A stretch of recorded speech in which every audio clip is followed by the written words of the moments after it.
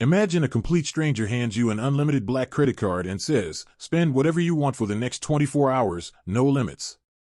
Most people would go wild. Designer bags, luxury cars, dream vacations. But one struggling black single mom from Chicago did something so selfless, so beautiful, it brought a hardened billionaire to tears. This is the heart-melting true story-inspired journey of Keisha Johnson, a woman whose choices in just one day proved that real wealth isn't about money, it's about heart. If you're already feeling emotional just from the hook, hit that like button right now, subscribe, and turn on the bell so you don't miss these powerful stories. And please, drop a comment below telling me where in the world you're watching from. USA? UK?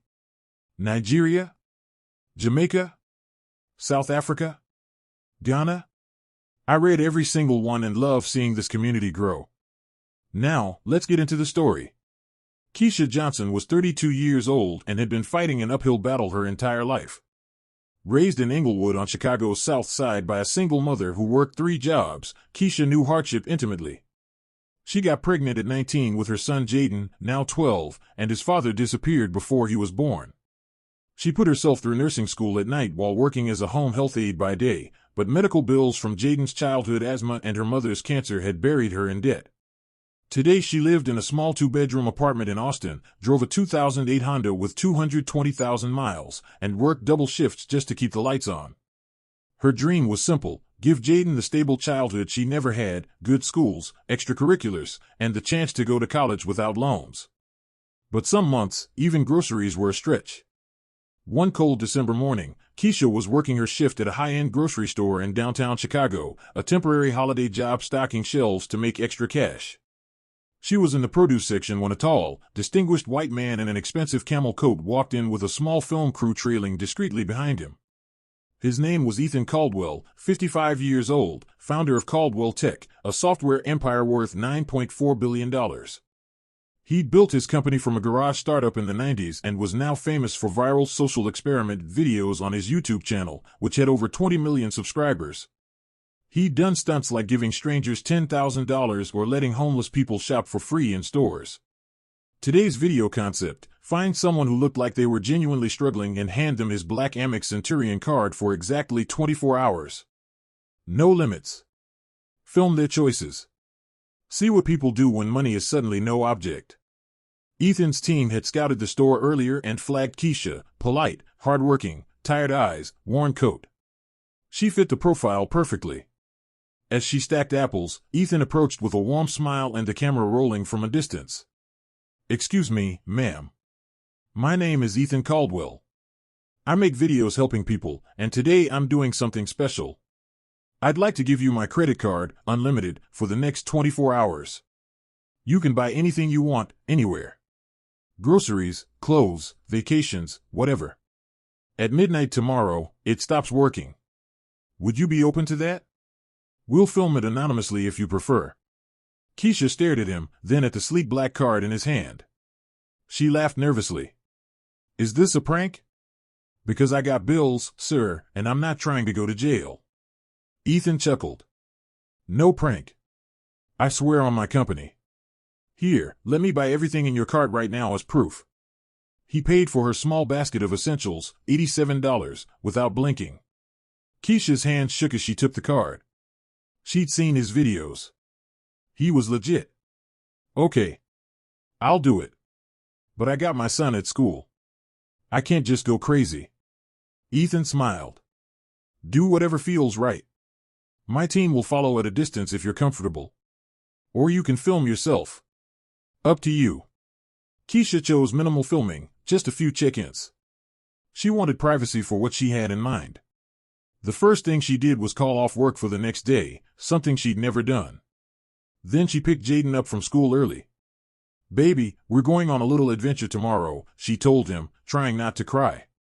That night, she barely slept. Unlimited money for 24 hours. She could pay off her debts, buy a house, change everything. But as she looked at Jaden sleeping, she thought about her mother's last words before cancer took her: "Take care of people the way you wish someone had taken care of us." Keisha made a decision.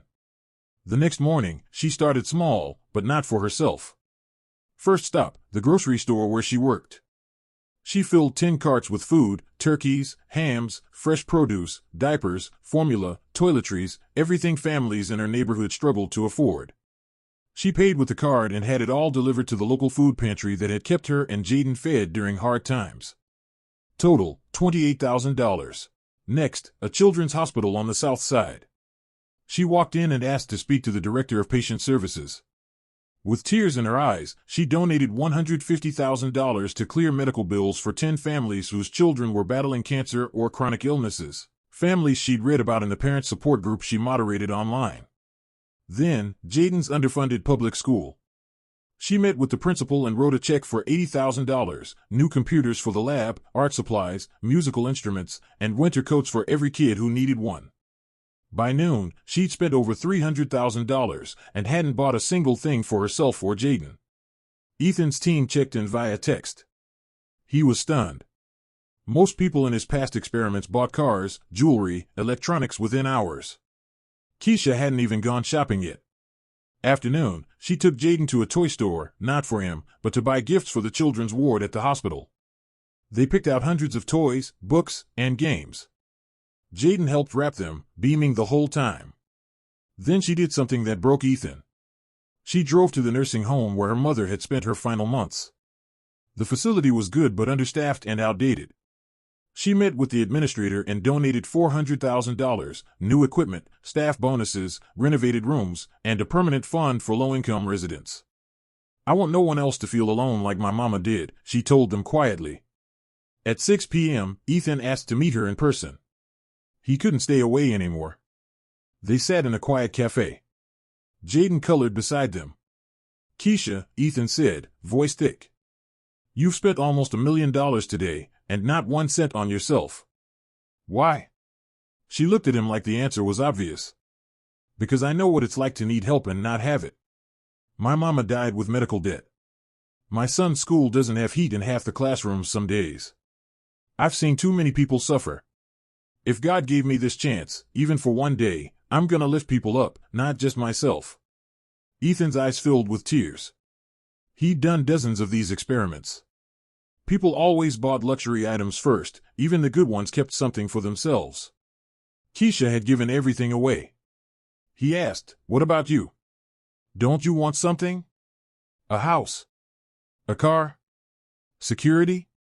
Keisha smiled softly. "I want my son to grow up knowing that when you get blessed, you bless others. That's security." Ethan was speechless. At 10 p.m., with 2 hours left on the card, Keisha finally did 3 small things for herself and Jaden. A reliable used SUV to replace her dying Honda, $35,000. A year's rent paid in advance on a safer apartment in a better school district, $24,000. And college savings bonds for Jaden, $50,000. Total personal spending, $109,000. The rest, over $900,000, went to strangers, community, and causes. At midnight, the card stopped working. Ethan met her one last time the next day, no cameras. He sat across from her in her apartment, eyes red. "Keisha, I've been rich my whole adult life. I thought I understood generosity. But you showed me what it really looks like. You didn't just give money, you gave hope." Then he handed her an envelope. Inside, a trust fund for Jaden's full college education, valued at $500,000. A deed to a beautiful 4-bedroom house in a safe suburb, paid in full. And a job offer, Director of Community Impact at the Caldwell Foundation, salary $250,000 a year plus bonuses. Keisha cried for the first time in years. "I can't accept all this," she whispered. "You already did," Ethan said. "By showing the world what a real heart looks like. This isn't charity. It's investment, in you, in your vision, in the people you will keep helping." Today, Keisha runs one of the most successful community grant programs in the Midwest. She's paid off every debt, moved her family into that beautiful home, and Jaden attends an amazing school where he plays basketball and dreams of becoming an engineer. Ethan still tears up when he tells the story, how a struggling black mom from Chicago took his unlimited card for 24 hours and used it to change hundreds of lives instead of just her own. He ends every telling the same way. "I thought I was testing her. But really, she tested me. And showed me that true wealth isn't what you keep. It's what you give away when no one's forcing you to. Keisha Johnson didn't just make a billionaire cry that day. She reminded all of us what humanity looks like when it's at its very best. What did you think of Keisha's choices? Would you have done the same? Let me know in the comments, and don't forget to tell me where you're watching from. Like, subscribe, share this with someone who needs hope today, and I'll see you in the next story.